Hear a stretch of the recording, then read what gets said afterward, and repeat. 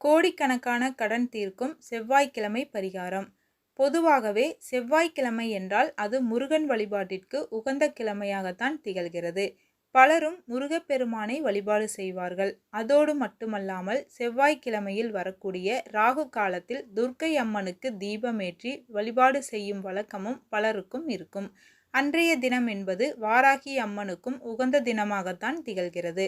கடன் பிரச்சனை தீர்வதற்கு செவ்வாய்க்கிழமையன்று வாராகி அம்மனுக்கு செய்ய வேண்டிய வழிபாட்டு முறையை பற்றி தெரிந்து கொள்ளலாம்.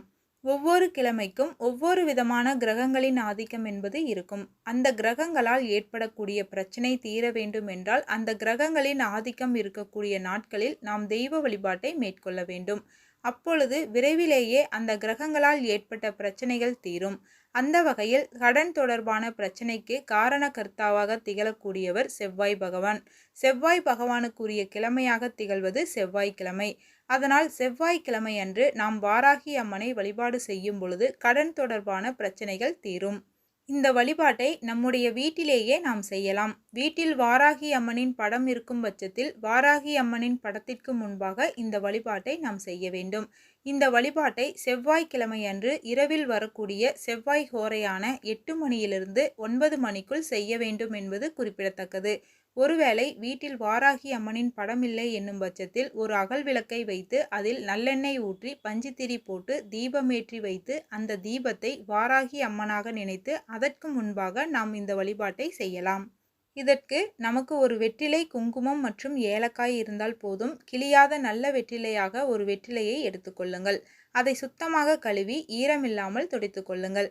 அதை அப்படியே வாராகி அம்மனுக்கு முன்பாக வைக்க வேண்டும். பிறகு அந்த வெற்றிலையின் நடுப்பகுதியில் கோபுரம் போல் குங்குமத்தை கொட்ட வேண்டும். இந்த குங்குமமானது தாழம்பூ குங்குமமாக இருக்கும் பட்சத்தில் அதன் பலன் இன்னும் அதிகமாக இருக்கும்.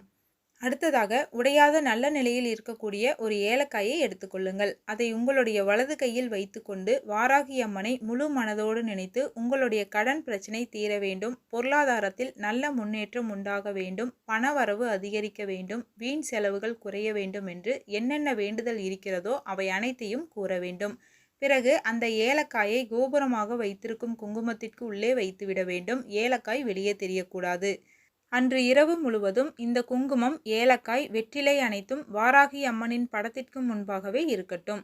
மறுநாள் காலையில் புதன் ஹோரையில் அந்த ஏலக்காயை எடுத்து நுணுக்கி சாம்பிராணியோடு கலந்து வீடு முழுவதும் சாம்பிராணி தூபம் போட வேண்டும்.